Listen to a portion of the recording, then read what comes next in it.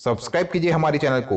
Subscribe करने के लिए लाल सब्सक्राइब बटन को दबाइए और उसे दबाने के बाद बेल आइकन के बटन को दबाइए ताकि आने वाले नए वीडियोस के अपडेट्स आपको रेगुलरली मिलती रहे।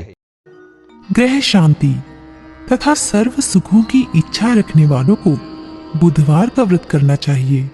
इस व्रत में रात दिन में एक ही बार भोजन करें। इस व्रत के समय हरी वस्तुओं का उपयोग करना श्रेष्ठ है।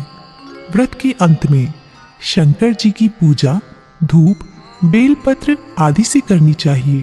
साथ ही बुधवार की कथा सुनकर आरती के बाद प्रसाद लेकर जाना चाहिए, बीच में ही नहीं जाना चाहिए। कथा। एक समय एक व्यक्ति अपनी पत्नी को विदा करवाने के लिए अपने ससुराल गया।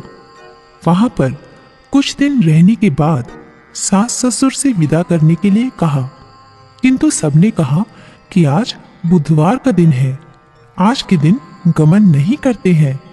वह व्यक्ति किसी प्रकार न माना और हठ धर्मी करके बुधवार के दिन ही पत्नी को विदा कराकर अपने नगर को चल पड़ा। राह में उसकी पत्नी को प्यास लगी तो उसने अपने पति से कहा कि मुझे बहुत जोर से प्यास लगी है। तब वह व्यक्ति लोटा लेकर रथ से उतरकर जल भरने चला गया।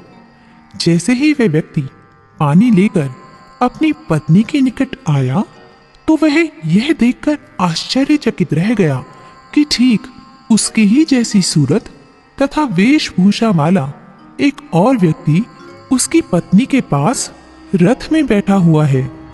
उसने क्रोध से कहा कि तू कौन है जो मेरी पत्नी के निकट बैठा है? दूसरा व्यक्ति बोला, यह मेरी पत्नी है, मैं अभी अभी ससुराल से विदा कराकर ला रहा हूं। वे दोनों व्यक्ति परस्पर झगड़ने लगे। तभी राज्य की सिपाही आकर लोटे वाले व्यक्ति को पकड़ने लगे। स्त्री से पूछा, तुम्हारा असली पति कौन सा है? तब पत्नी शांत ही रही, क्योंकि दोनों एक जैसे थे।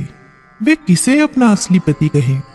वह व्यक्ति ईश्वर से प्रार्थना करता हुआ बोला, हे परमेश्वर, यह क्या लीला है कि सच्चा झूठा बन रहा है। तभी आकाशवाणी हुई कि मूर्ख, आज बुधवार के दिन तुझे गमन नहीं करना था, तूने किसी की बात नहीं मानी। यह सब लीला बुद्धदेव भगवान की है। उस व्यक्ति ने बुद्धदेव से प्रार्थना की और अपनी गलती के लिए क्षमा मांगी। तब बुद्धदेव जी अंतर ध्यान हो गए। वह अपनी स्त्री को लेकर घर आया तथा बुधवार का व्रत वे दोनों पति पत्नी नियम पूर्वक करने लगे। जो व्यक्ति इस कथा को श्रवण करता है तथा सुनता है, उसको बुधवार के दिन यात्रा करने से कोई दोष नहीं लगता। उसको सर्व प्रकार के सुखों की प्राप्ति होती है।